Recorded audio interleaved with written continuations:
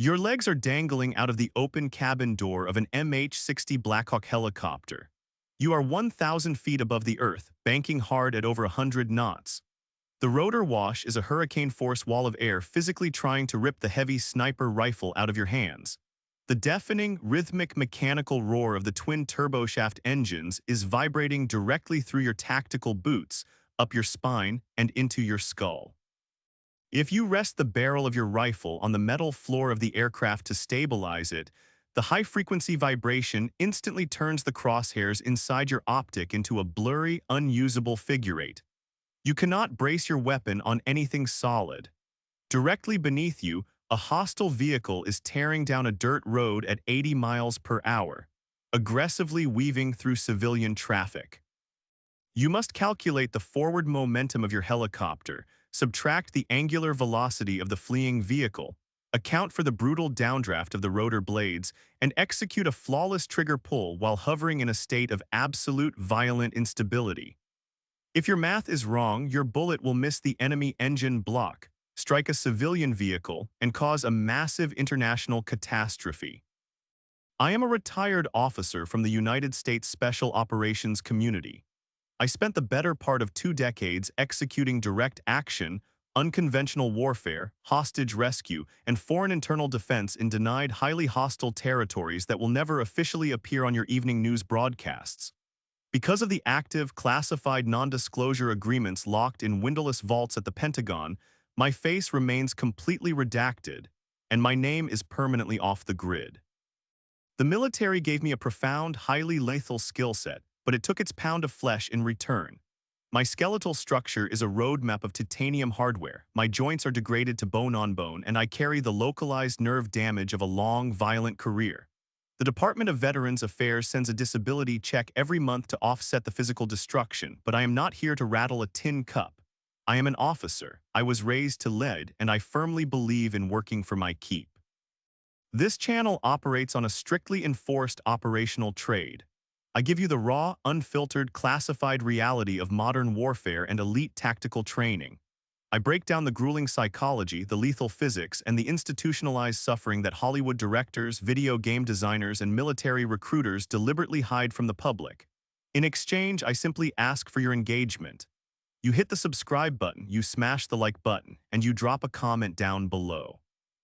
That engagement feeds the YouTube algorithm.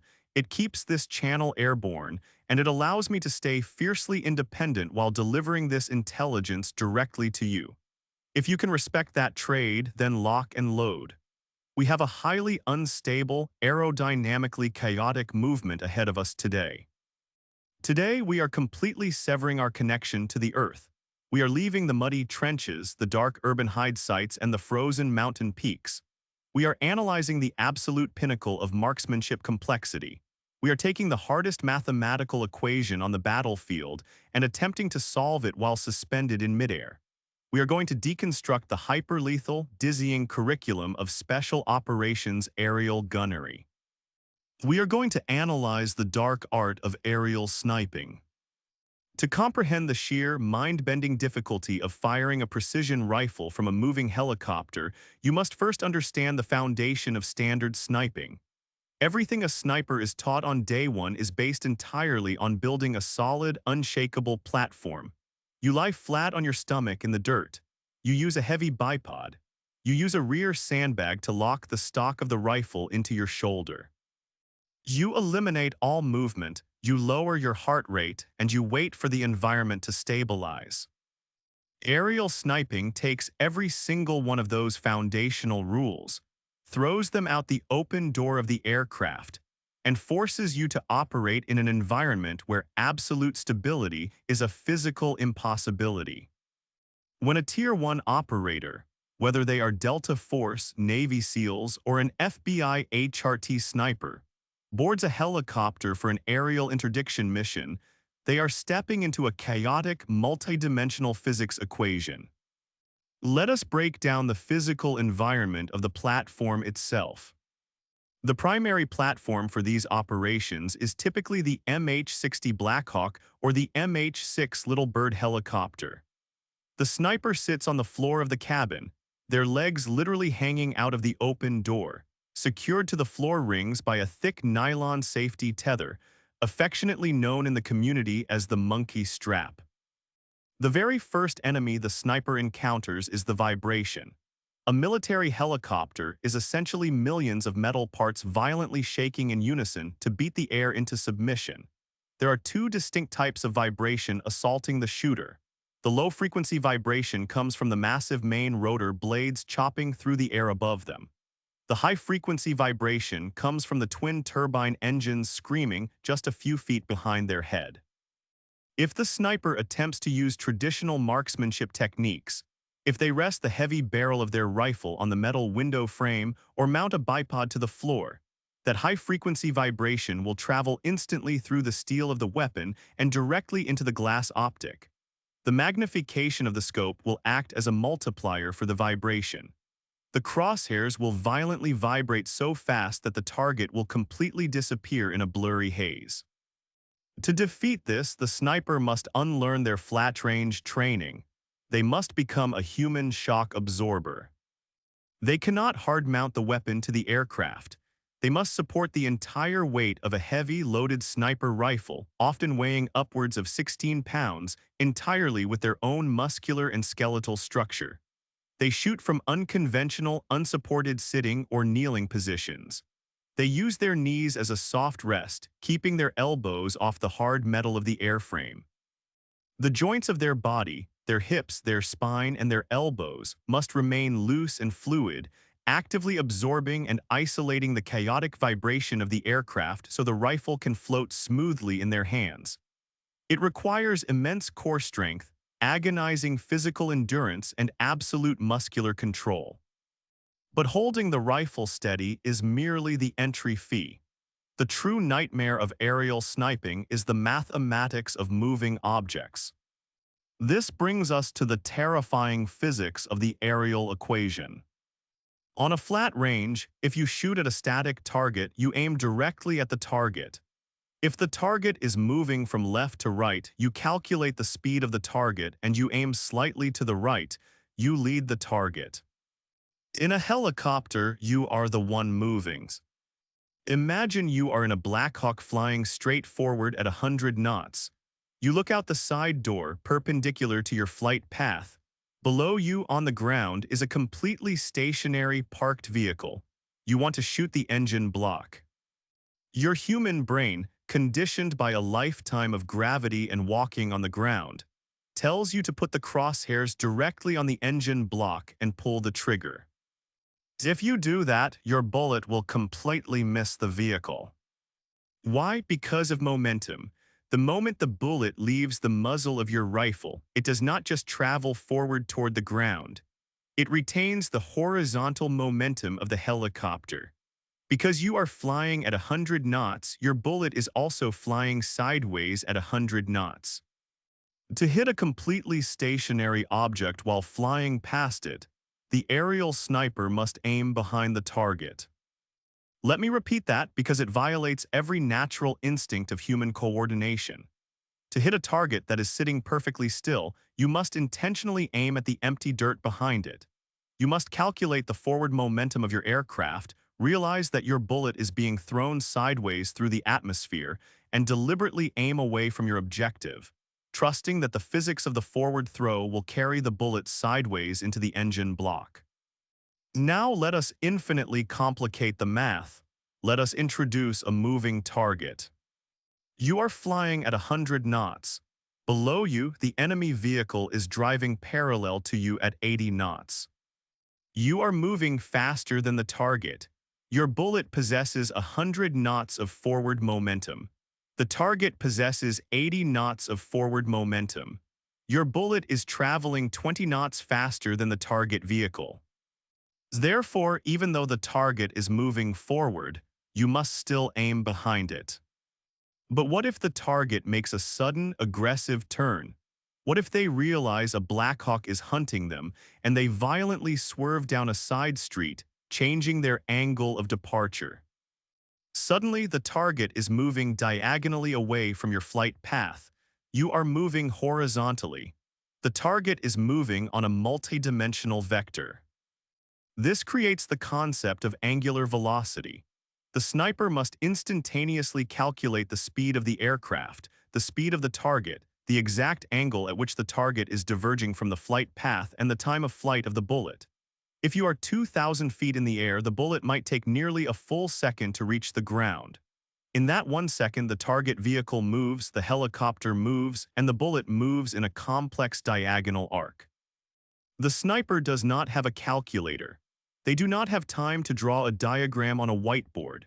They are being blasted by freezing wind, deafened by the turbines, and they must solve this multivariable physics equation in a fraction of a second purely through optic repetition, deep cognitive processing, and violent, aggressive visual tracking.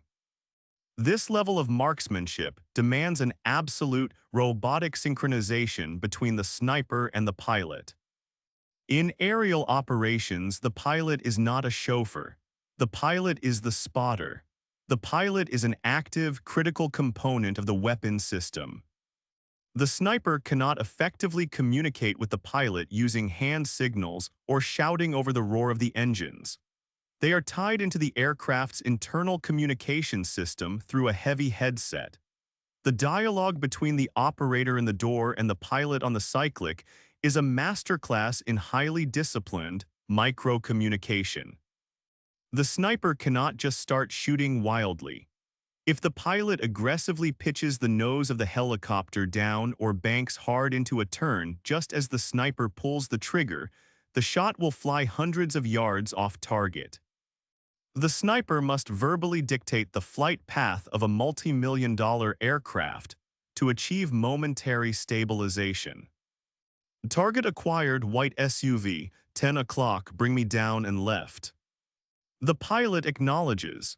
The massive helicopter banks, smoothly descending to align the open door with the target path. Stand by. The sniper settles the crosshairs. They calculate the forward throw. They establish the holdoff. A 3, 2, 1 break. The command brake tells the pilot to momentarily level the aircraft, stop any aggressive banking, and fly as smoothly and predictably as physically possible for exactly 1 second. In that 1 second window, the sniper must execute the shot. Because of the sheer difficulty of hitting a moving target from a moving platform, Tier 1 aerial snipers rarely use bolt-action rifles. A bolt-action rifle is too slow. If you miss the first shot, the time it takes to manually cycle the bolt, reacquire the target through the vibrating scope, and recalculate the math is an eternity. By the time you are ready for a follow-up shot, the angle has changed, the helicopter has moved, and the equation is entirely different. Instead, aerial snipers heavily utilize highly accurate semi-automatic weapon systems, like the SR-25, the M110, or heavy-caliber variants designed for rapid follow-up engagements. They must be able to unleash a controlled, highly precise volume of fire. They pull the trigger, watch the impact of the bullet in the dirt, instantly process the mathematical error of their lead, adjust their hold-off in real time, and fire again in less than half a second. And we must discuss the psychological burden of the target itself. In the civilian world, law enforcement snipers shoot to neutralize an active shooter. In the military, an aerial sniper is often tasked with vehicle interdiction. When a high-value terrorist target is fleeing through a densely populated city in a convoy, the command structure cannot just drop a massive guided bomb on the vehicle. The collateral damage to the civilian infrastructure and innocent bystanders would be catastrophic. They deploy the aerial sniper to perform a surgical, kinetic intervention. The primary objective is rarely to shoot the driver. If you shoot the driver of an SUV traveling at 80 miles per hour through a crowded market, the vehicle becomes a 3-ton unguided missile.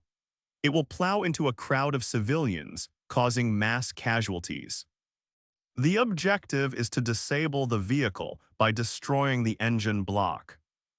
The sniper must shoot through the hood of the moving vehicle, utilizing heavy, armor-piercing ammunition, specifically targeting the engine block or the transmission housing to cause a catastrophic mechanical failure. They must stop the vehicle cold so the ground assault force can move in, extract the high-value target alive, and secure the intelligence.